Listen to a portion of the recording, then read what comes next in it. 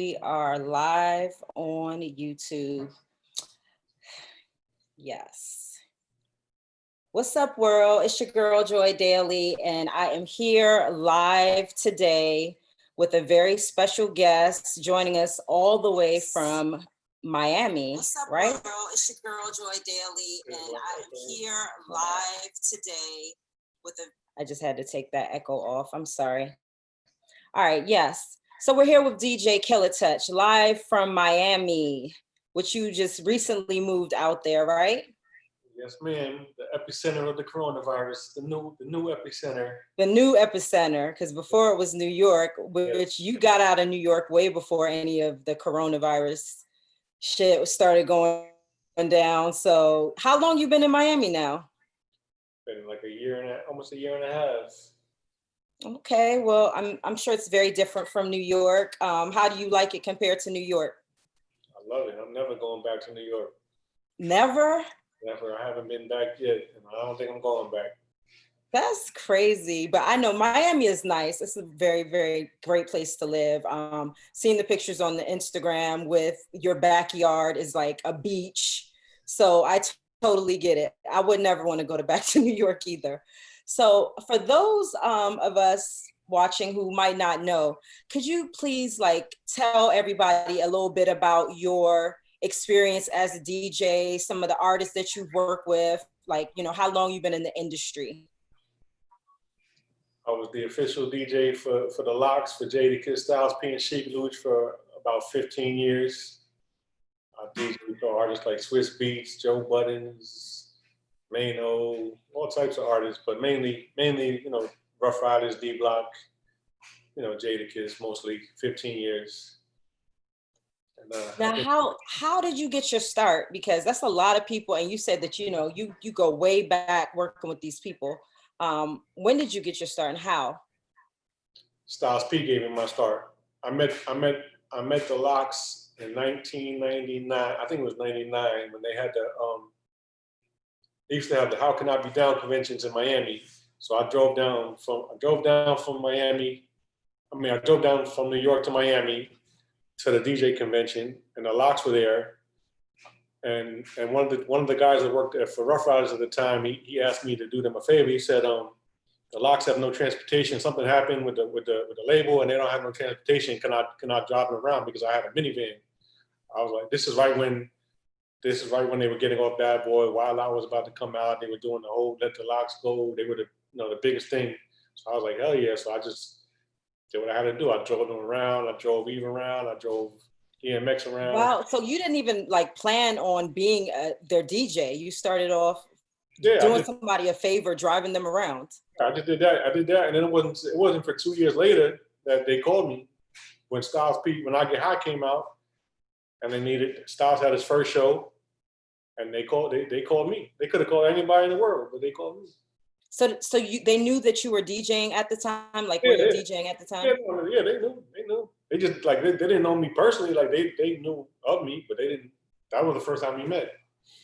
But that's Super Mario, I knew Super Mario for years. He's the one who actually called me.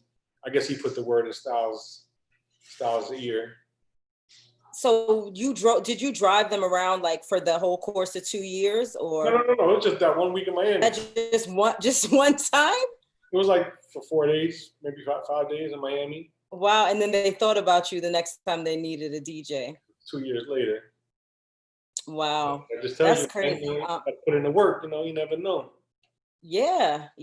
And then also it's just, has a lot to do with timing. You was in the right place at the right time, and you knew the right people. Yeah, so I always, my name has always been good. People always, I always treat people right, and they look out. So now working with celebrities, sometimes people have this image of celebrities being bossy or, demanding. What would you say are the most difficult parts of dealing with different celebrity personalities and working with them? It's not about. I would say it's not about a celebrity. Anybody, just think about it. If you're a DJ and you're on tour with the artist and you're with them every day, 24 hours a day for months at a time, you're gonna there's gonna be fights. You're gonna argue. It doesn't matter if it's a celebrity or your brother. you know, anybody in that situation is going to fight. So me and Jada Kiss, we fought every tour. Every time we were gone for weeks at a time, we fought. What's a typical thing that you might get into a fight about? You know, sometimes the sound would be bad at a show, and you know, it ain't my fault, but he'll blame me, and you know, we'll just fight, or any little dumb, you know, anything. Do you think that it's easier or harder to get into the industry as a DJ now than it was back when you got your start in the 90s? It's way easier now. Wow, really? Of course, you don't have to do anything. Because of social media and everything? Because of social media, just because of Serato, because you don't have to, you know, everything is so accessible. Back in the days, you had to actually, you know, build your name up, you know, get the exclusive records, and you had to do things. Now there's no more exclusive records, no more having to go to the label to get anything. Like a record comes out, the whole world has it. It's, you know. Well, what do you think about a lot of these video vixens are turning into DJs now? What do you think about that trend? I think it's a bad trend. Really? Explain. Because most of them, you know, no disrespect, most of them, they're not, you know, they suck. They're not very good. They suck at being a DJ. Yeah, but they get booked because they got a fat ass, so the promoters won't book them. Mm-hmm. Okay, so you think that they're basically, a lot of them are using their bodily assets in order to get ahead. They're not putting in the actual work with learning the skill and perfecting the craft. No, it's a joke to them. You know, they're not serious about it. I think it's a good transition from being a vixen to DJ. Like, they know all the people in the industry, so it makes it a little easier for them. Promoters just book them because they're trying to fuck. I mean, let's be serious. You know, let's be real. That's what it's about. It's not because they're talented. Why would they book me when they could book a pretty bitch and try to get some pussy? Wow, that's very controversial. That's the truth, though. Real, I mean, I never knew, but thank you for giving us. Most of them are not talented. Like, they're not better than me, most of them. So why? But you know, they got a fat ass. So what makes a DJ good? Like, what's the difference between you and some of these vixens turned DJ, like, that makes you so much better? I'm not saying I'm better than all. I'm just saying, you know, you gotta have a knowledge of music. You gotta know how to read a crowd. You gotta know how to play the records. I mean, anybody could go in the club and play all the, you know, the 10, 20 hottest records and have the shit hot. But what about after that? What about if you got to play all old records? You know, you got to know how to play shit. It's not all about just playing the new hot records. You got to be able to, you know, you got to be able to. You got to have the catalog. When I DJ, I don't even play new shit. Like, I don't even want to play this bullshit now. I'd rather play old shit. Yeah. Know? So you think that the music now is not improving compared to how it was back when you got your start?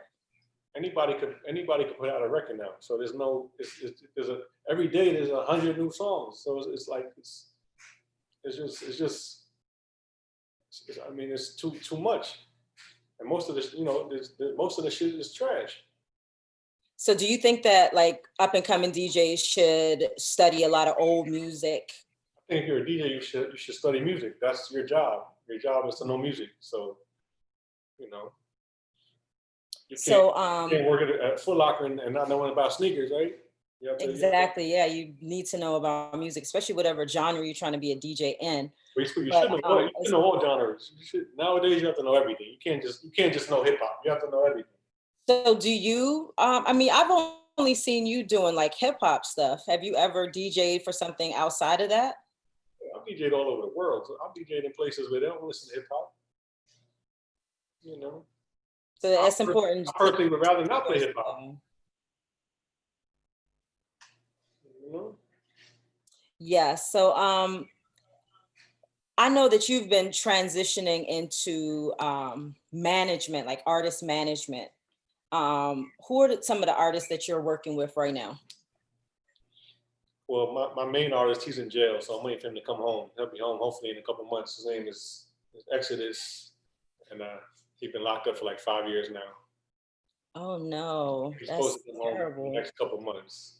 He's coming back soon. Yeah, hopefully. I mean, so. And what's the difference now, like between, you know, DJing and managing an artist and working with the artist? What are some of the differences, and which do you prefer? I think being a DJ, the natural thing to do is manage an artist because I'm a DJ. I know all the DJs. DJs respect me. I can get the record to where it needs to be, so it only makes sense, you know. Hmm. And I don't really, to be honest with you, I haven't DJed in years. Like, I don't want to.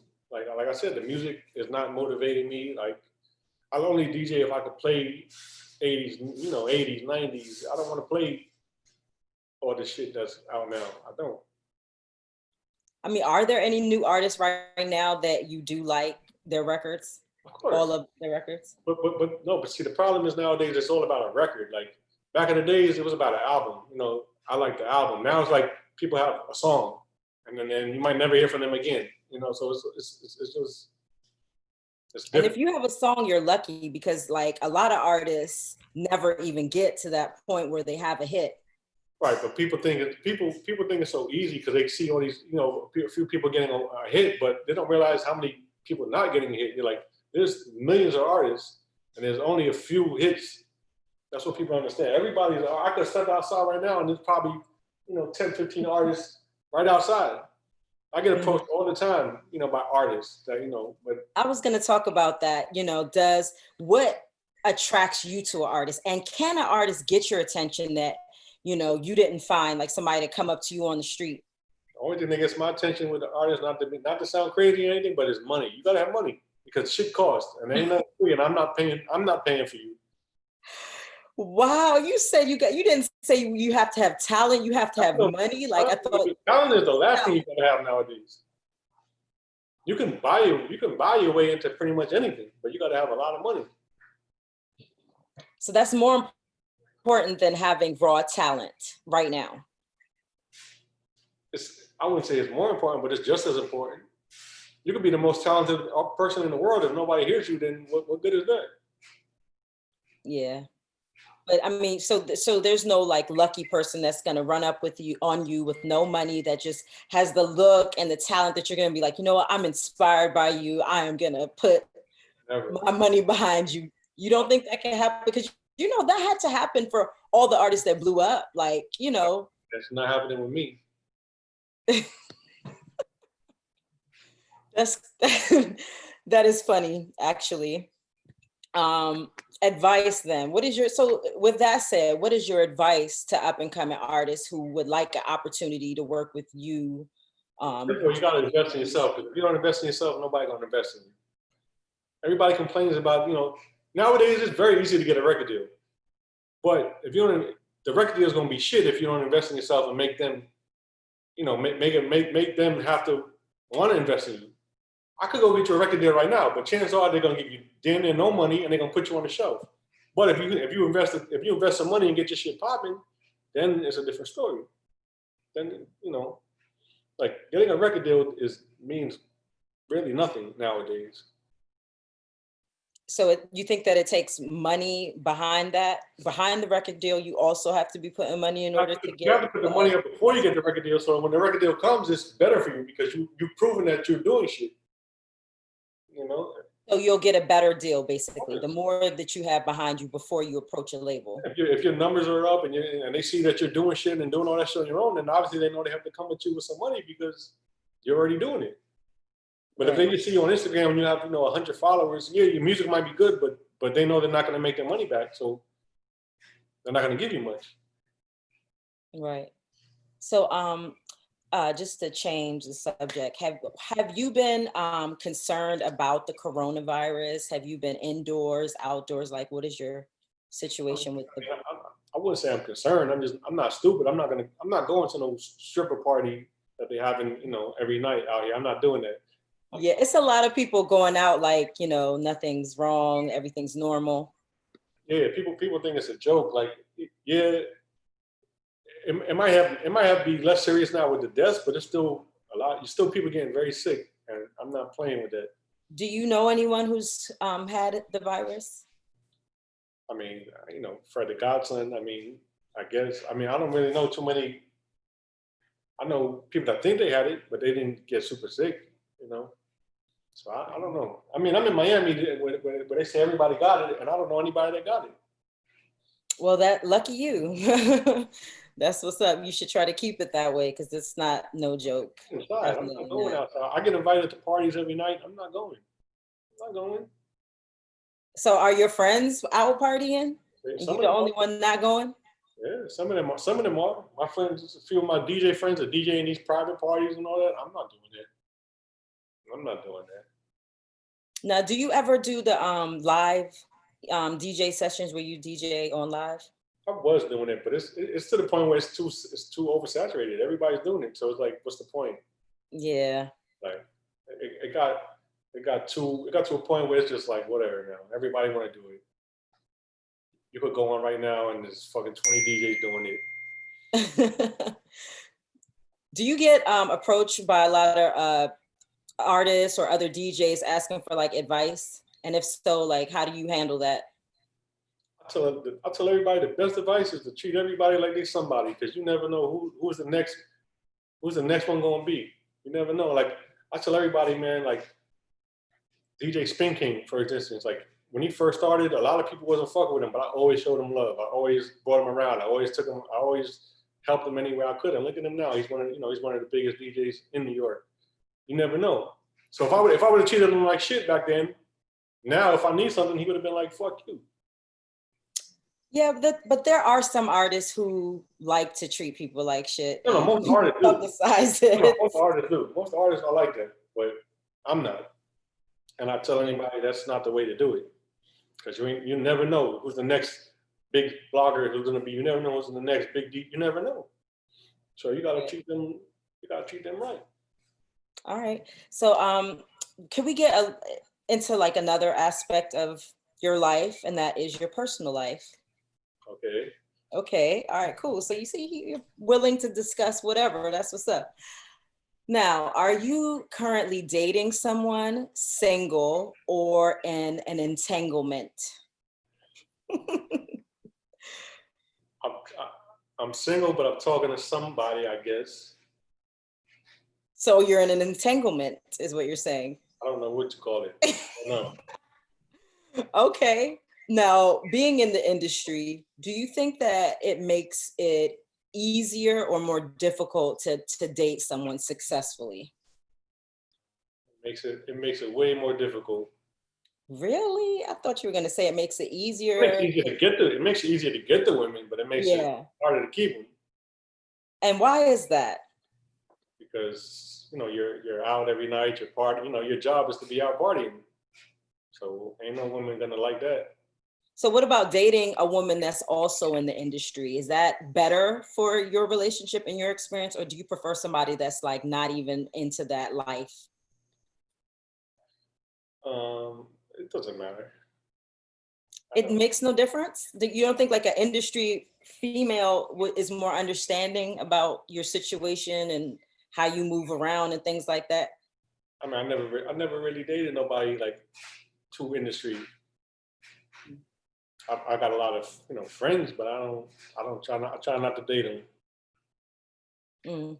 So I mean, then, like you said, you basically said that being in the industry makes it harder to have a relationship, but why is that? Because, like I said, my job is to be in the club.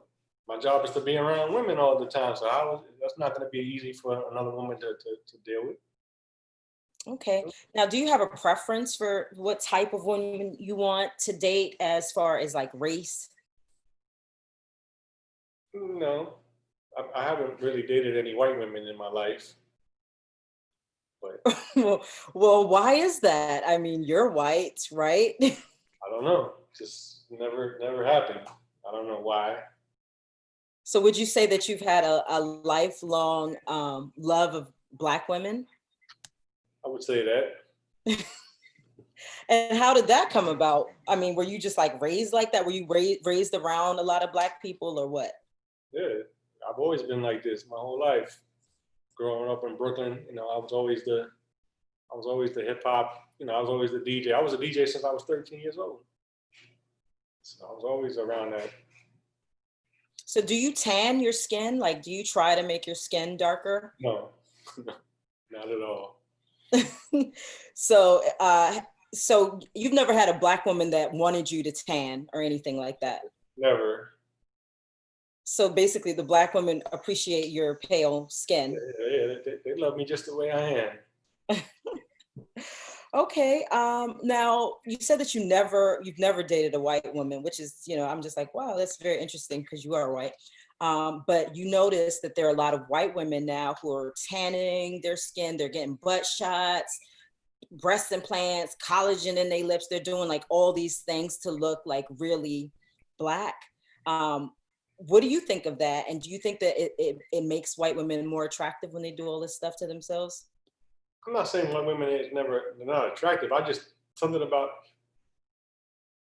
just the way they act, their attitude. They remind me like of my mom. I can't like it's like I can't do it. Like just the way they act. Like they're very different, and I can't deal with them. So for you, it's I not so think much physical, it's more for personality. with the white girls, yeah, like I can't. Now I'm not saying they're not pretty. There's a million, especially in Miami. There's pretty white girls everywhere, but I just can't get along with them. So you think that the plastic surgery that these white women are getting is making them look any better, or what do you think of it? I think it's making them look better. I think people are getting carried away with the plastic surgery, all these butt lifts and all that shit. That shit ain't healthy. Like there's gonna be a lot of sick, old, crazy looking people, and in 20, 30 years, all these girls with fake bodies. How they gonna look when they're 60? Well, you know, these women are doing it to attract men. So maybe if men weren't looking for these like fake plastic or That's perfect looking bodies, maybe everybody wouldn't be running to the doctor. that's not true because that shit is just now. What about in the 90s?